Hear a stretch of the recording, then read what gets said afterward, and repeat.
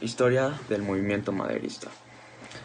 Su entrada en la política se produce en el año 1904, cuando se crea un partido antireeleccionista, en el cual trata de impedir que el gobernador de su estado sea reelegido. Un año después, comienza a apoyarlo al Partido Liberal Mexicano, y aunque lo abandona por distintos problemas ideológicos, él finalmente funda su propio partido, el cual es el antireeleccionista. Justo antes de fundar ese partido político, Madero había publicado un libro en el cual anticipaba sus principios y sus pensamientos sobre las cuestiones electorales. El libro se publicó en el año 1908 y se le llamó La Sucesión Presidencial en 1910. Madero es nombrado candidato para la presidencia y comienza su campaña electoral con un gran seguimiento popular. Sin embargo, pocos días antes de las votaciones, Díaz ordena detenerlo y encarcelarlo. Desde la cárcel él ve cómo Díaz es proclamado presidente nuevamente, y aunque intenta negociar con él para que lo nombre vicepresidente, no es capaz de convencerlo y finalmente es excarcelado y temorosamente huye a los Estados Unidos por su vida. Con el Plan de San Luis, Madero decide pasar a la acción directa ante el fracaso de promover un cambio democráticamente, y así el manifiesto llama a los opositores a Díaz a tomar armas y poner una fecha para ello, el 20 de noviembre. En el escrito pedía a los mexicanos que no reconocieran el nuevo gobierno de Porfirio Díaz y él proclamaba las nuevas elecciones, regresaba a su ideología antireeleccionista y además de eso prometía respetar los acuerdos que hubieran sido tomados por el gobierno sobre la revolución. Por lo último, prometía devolver las tierras a los propietarios a los que se los habían sido arrebatados y por la ley de terrenos baldíos, y acababa con la corrupción. La lucha duró varios meses, pero en abril la mayoría del país estaba en manos de los revolucionarios. La toma de Ciudad Juárez da un golpe en el cual las tropas gubernamentales se dieron a conocer. El 25 de ese mismo mes, cercado de la Ciudad de México, Porfirio Díaz renuncia y marcha al exilio. Las convocatorias para las elecciones fueron en 1911. Estas convocatorias tuvieron el propósito de eliminar los ánimos, pero no tuvieron éxito en ese aspecto. En esas elecciones Francisco I. Madero fue ganador, así empezando con su mandato que tan solo duró 15 meses. En este mandato hubo más libertad y democracia. También hubo tímidas medidas de restribuidoras de tierras, pero estas nunca llegaron a hacer la reforma agraria que pedían. También hubo las leyes de sanidad y de educación y la reducción de horas de trabajo. Los mismos movimientos que querían la reforma agraria fueron los primeros que se pusieron en su contra, encabezados por Francisco Villa y Emiliano Zapata.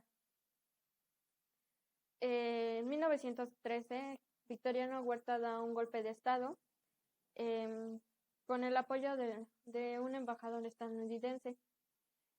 Esto fueron 10 días de golpe de estados con levantamiento armado que terminaron con una maniobra en la que participó un ministro de Madero para darle una patina de legitimidad. En cualquier caso, Huerta aceptó la presidencia de la República, así acabando con el mandato. Unos días después, un asesinato se hizo, que fue el de Francisco I. Madero y su vicepresidente, por un grupo de armados, así acabando con su vida, aunque Huerta prometió dejarlos marcharse sin más.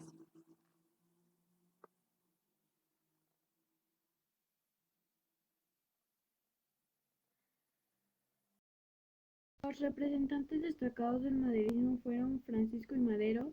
Francisco I. Madero estaba en contra del régimen de Porfirio Díaz, por lo cual Francisco I. Madero en 1904 decide iniciar su participación en la vida política electoral. Francisco I. Madero se decide lanzarse para candidato a presidente municipal de San Pedro de las Colonias. Durante su campaña, Francisco I. Madero es exiliado del país durante 6 años, lo cual esto llevó a hacer un plan para poder derrotar a Porfirio Díaz. El plan fue el Plan de San Luis. El Plan de San Luis consistía en levantarse en armas en contra de Porfirio Díaz para bajarlo de la presidencia del país. Otro de los representantes destacados fue Emiliano Zapata. Emiliano Zapata fue uno de los líderes más combativos de la Revolución Agrarista y partidaria de una reforma agraria profunda. En 1911 se levantó en armas contra el régimen de Porfirio Díaz, apoyando la candidatura de Francisco Madero a la presidencia. Emiliano Zapata promulgó el Plan de Ayala el 25 de noviembre de 1911. Este plan acusaba a Madero de cometer actos opuestos al interés del pueblo. Este exigía la restitución de las tierras a todos los pueblos que habían sido despojados de ellas. Otro representante fue Victoriano Huerta. El 19 de febrero de 1913 se convirtió en el presidente de México. Fue un militar político. Él fue el protagonista de la decena trágica que acabó con la presidencia de Madero. Él ordenó el asesinato de Francisco I. Madero, quien le había ofrecido la comandancia en jefe porque era un general victorioso. Orozco nació el 28 de enero de 1882 en Santa Isabel, Chihuahua. Orozco trabajó como transportista de metales preciosos para compañías mineras del estado. Tiempo después, cuando el movimiento antirreeleccionista de Francisco I. Madero surgió en 1909, Pascual Orozco coincidió con las ideas maderistas y más tarde, luego de la proclamación del Plan de San Luis, en el que Madero lanzó un llamado a un levantamiento armado, el cual culminaría con la Revolución Mexicana. Orozco se unió al movimiento en el norte.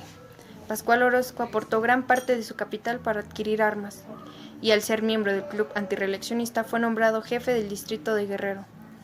En Chihuahua, Orozco organizó un grupo de hombres con quienes libró algunas batallas en varios municipios del estado de Chihuahua, como San Isidro y Malpaso en 1910. Durante su tiempo como revolucionario, Orozco convivió con Villa.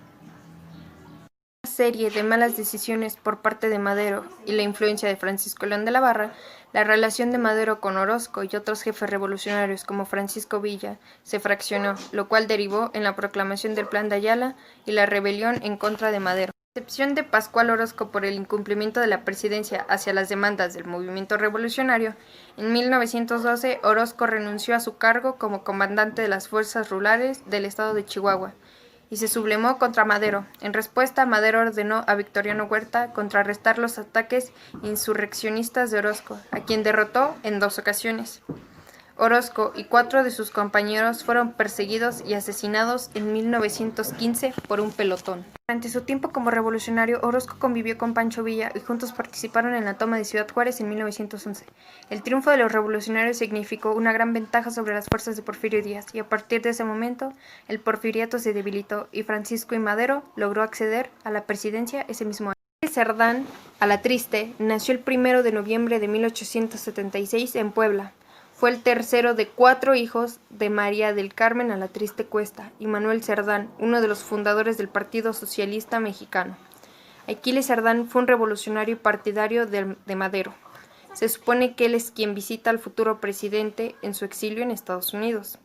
En diciembre de 1909, Madero y Cerdán fundaron el Partido Antirreeleccionista local y en abril del siguiente año, durante la Convención Nacional del Partido en Ciudad de México, Aquiles Cerdán votó por la candidatura de Madero y Francisco Vázquez Gómez para presidente y vicepresidente de la República. A fin de tomar un club antirreeleccionista de obreros, lanzó una convocatoria dirigida a quienes llamó Hijos de la Patria y de Algunas obras de Francisco I. Madero: La sucesión presidencial en 1910, El Plan de San Luis y Manifiesto a la Nación. La sucesión presidencial en 1910 es un libro escrito por Francisco I. Madero en el año de 1909 y publicado en él mismo, donde critica entonces el presidente de México Porfirio Díaz después de un prolongado periodo presidencial de 34 años denominado como el Porfiriato, demandando elecciones justas y transparentes después de lo que pasó en el Porfiriato. A su vez, convertir a México en un Estado democrático, moderno, con elecciones libres, libertad de expresión y de asociación. Edición que constó de 3.000 ejemplares en su primera edición y distribuida en aquel año. solo entre un círculo de intelectuales y periodistas.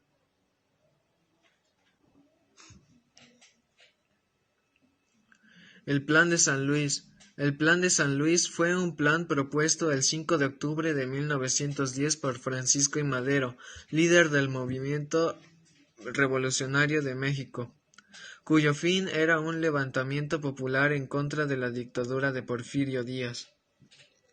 El Plan de San Luis fue el documento ideado y promulgado por Francisco Ignacio Madero, que invitó al pueblo de México a levantarse en armas contra la dictadura porfirista. Fue redactado en su totalidad por Madero en su exilio en San Antonio, Texas.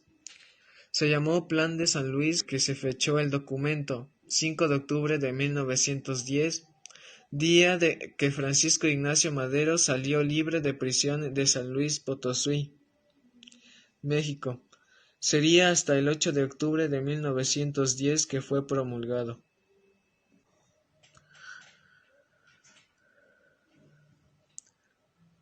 Manifiesto a la Nación por Francisco I. Madero. Es un documento dado a conocer por Francisco I. Madero el 5 de octubre de 1910 en San Luis Potosí. El texto comienza con un mensaje dirigido al pueblo mexicano y describe un plan de acción en 12 artículos.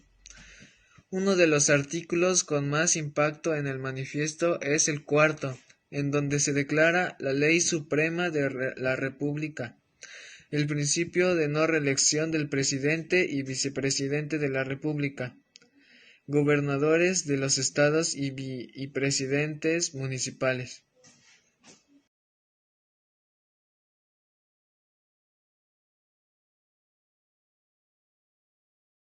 Bueno, en esta parte yo voy a presentar las consecuencias del madrismo. Aparte de la muerte de Madero, una de las principales consecuencias del madrismo fue que se inició el movimiento armado que fue la Revolución Mexicana. Tras la caída de Díaz y el fracaso reconciliador de Madero, el país desembocó en una serie de levantamientos, rebeliones, golpes y contragolpes que durarían 10 años. Para desgracia del país, el madrismo resultó ser un espejismo, pues Francisco I. Madero no cumplió la mayoría de las promesas con los agricultores. Tomó un carácter mucho más reformista y moderado de los esperados, decepcionando a sus seguidores. También tomó tímidas medidas de redistribución de la riqueza, del sistema productivo y más libertad política. No fueron suficientes, esas medidas no fueron suficientes para legitimar el gobierno madrista. Entre contrarios dentro de su mismo seno y los porfiristas nostálgicos, el madrismo se encontró acorralado y sin margen para maniobrar. Por este hecho, el mandato de Madero solo duró 15 meses, lleno de inestabilidad y muchas fraticias que fueron seguidas por un golpe de Estado en 1913, de la mano de Victoriano Huerta. Curiosamente, este movimiento histórico marcaría el porvenir de la siguiente década del país mexicano, sumiéndose nuevamente en revueltas populares y presión militar. Sin embargo, algunas ideas de Madero acabaron por incorporarse a la sociedad mexicana. Un ejemplo de esto fue la no reelección de cargos. El zapatismo se puso en contra de Madero debido a la desconfianza que la línea política de este imprimió en el ánimo de los campesinos morelenses. Los zapatistas decidieron tener una propia revolución en contra de Madero. También con estos hechos se concluyó la revolución maderista.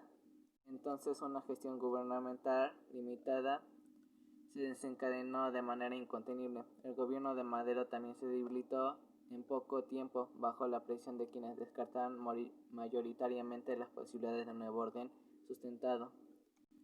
Al final, como murió Madero, lo fusilaron, fue Victoriano Huerta quien tomó su cargo, como lo establecía el pacto de la embajada.